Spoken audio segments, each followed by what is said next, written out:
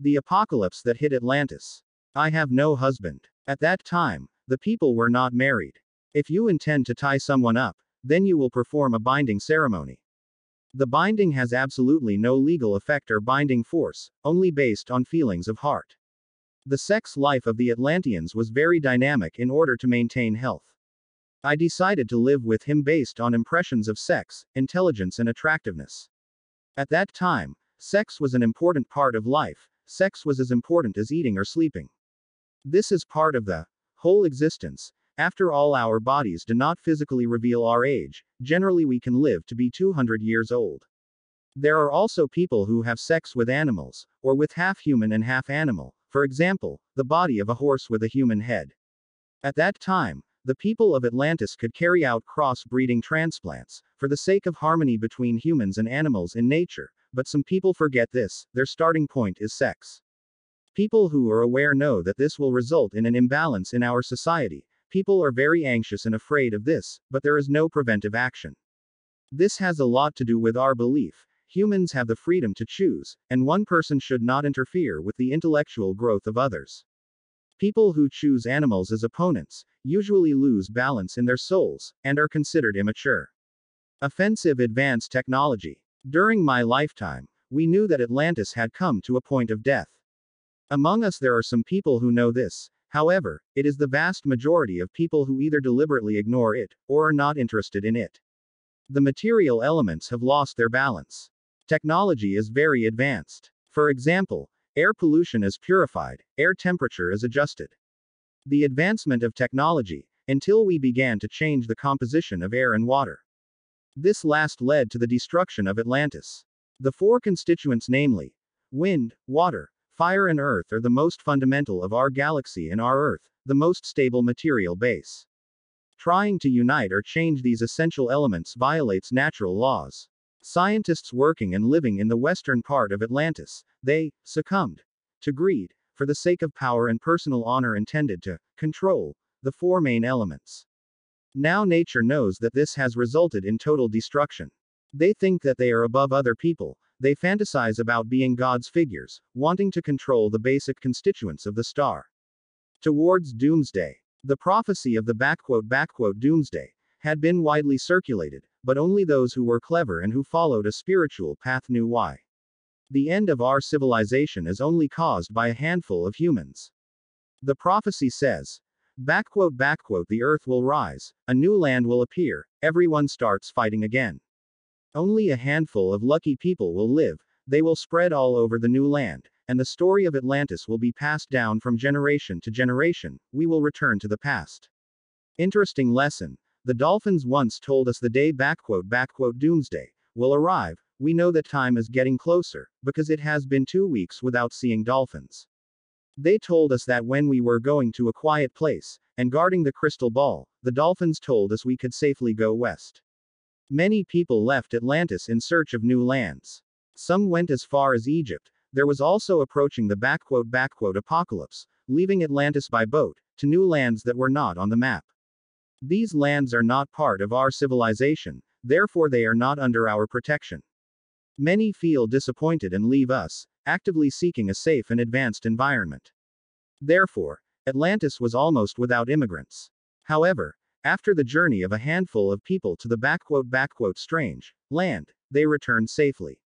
And the state of the country has at least told us about life outside of Atlantis.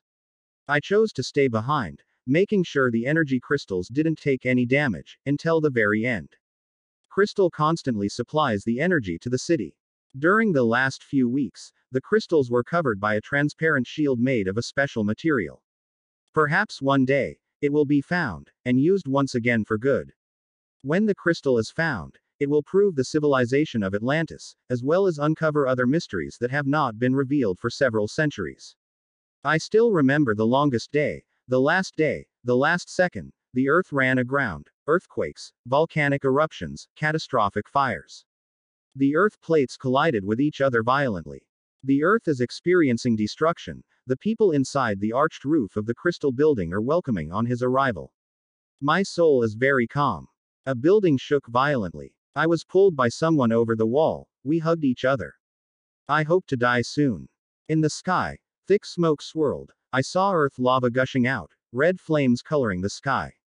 The room in the house was full of smoke, we were very crowded. Then I passed out. Next time, I remember my spirit flying towards the light. I looked down and saw the land was sinking. The seawater was swirling, swallowing up everything. People fled in all directions, if not swallowed, the terrible water would have fallen into the crater of fire. I hear clearly the sound of screams. The earth is like a giant pot of boiling water, like a wild beast that is starving, biting and swallowing all its prey. Sea water has submerged the land. Source of destruction. Through Ingrid Bennett's memory, it is known that the level of technological development of the Atlanteans was very different from our present civilization, even though her experience of the material was different from modern science. On the contrary, it was similar to ancient Chinese science, developing in other ways. This kind of civilization goes far beyond today's civilization. Just hearing it is like reading a fictional novel. Compared with the present, the ability of the souls of the Atlanteans is very much considered, even has supernormal abilities, being able to communicate with animals. What people now pay attention to is being smart and talented, being fed with various knowledge, but ignoring internal strength. The Atlanteans emphasized the intelligence of the soul and the body to develop all the hidden potentials of the human body. This allowed their civilization to develop rapidly in the long term, and the main cause did not cause imbalanced symptoms. Regarding the extinction of the civilization of Atlantis, people now deserve to ponder. Plato describes the destruction of Atlantis in his dialogue as follows. The laws applied by the sea god made the people of Atlantis live happily. The justice of the sea god received high respect from all over the world. The rules of the law were carved into a copper pillar by the previous kings. A copper pillar was placed in the center on the island of the sea god temple. But the people of Atlantis began to become corrupt. Those who had worshipped a false god became greedy, wanted to live comfortably, and refused to work with a life of luxury and luxury. Single quote. Atlantis existed in the prehistory era of Indonesia. It turns out that the continent of Atlantis is Indonesia. Atlantis. Is it true that King Namrud, descendant of Noah, giant founding of Babylon? After the great flood receded, those who survived came down from the mountains and settled in the lowlands, including Namrud, starting to build a new civilization. All of this happened when Sumer, Egypt, and the Indus River Valley civilization suddenly emerged with a very high rate of progress, even though it had existed before and returned after the disaster. Sumerian society started its peak of development due to mysterious evolving knowledge and the white Aryan race, according to legend, from the Red Planet. They expanded the area from the Caucasus Mountains and into Samaria, Egypt, and the Indus Valley, even though conventional history recognizes that there were highly developed societies that suddenly emerged. There are some creatures that are not purely from the human lineage. It is said that the giant race, Titan, is a half-blood line from genetic manipulation. The beginning of the spread of the Aryan mixed lineage after the floods receded, especially in southern Babylon and the Sumerian region along the Euphrates River.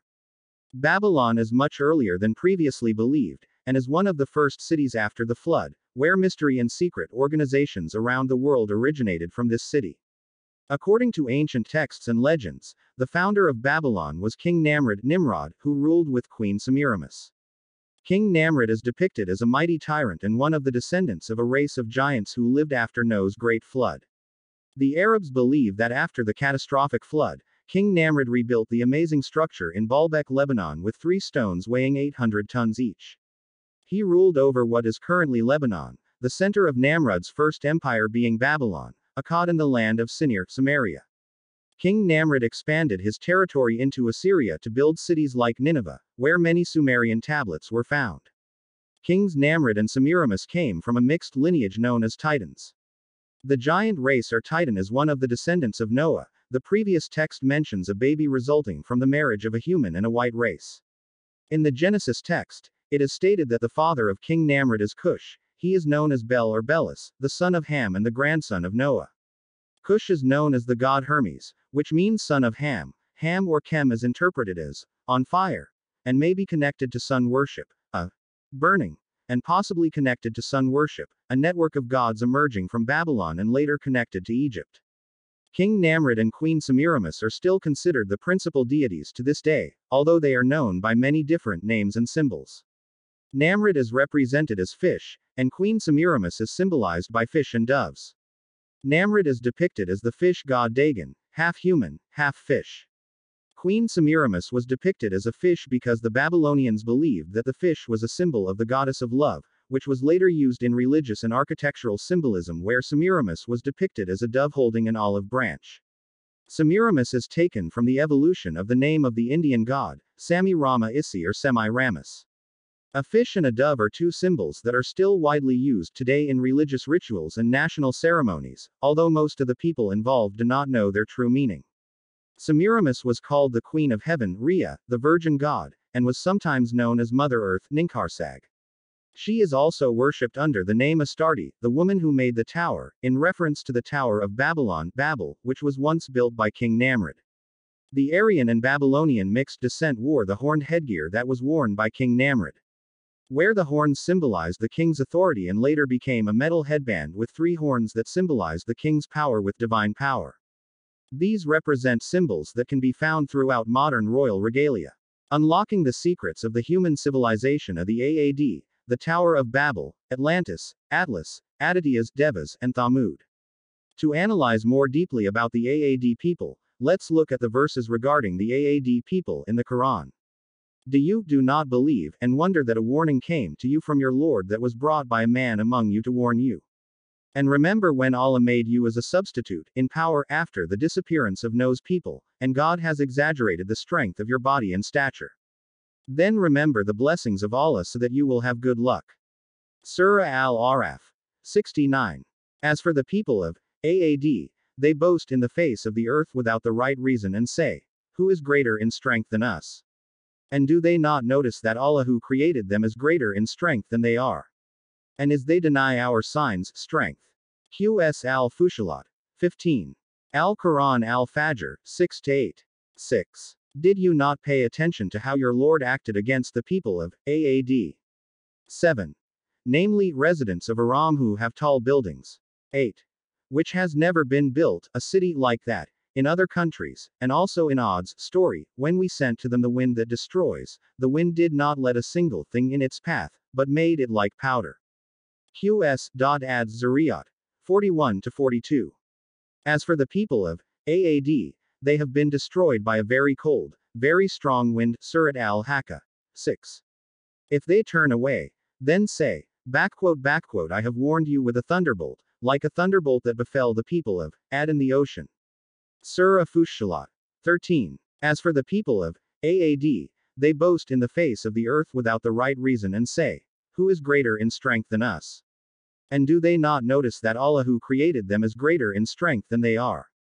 And as they deny our signs, strength. QS al-Fushalat. 15. So we blew very thunderous winds upon them in these few unlucky days, for we wanted to feel to them the humiliating torment of the life of the world. And surely the torment of the hereafter is more humiliating, while they are not being given help. Surah Fushalat. 16. Al-Quran Asi Siwara, 128-130.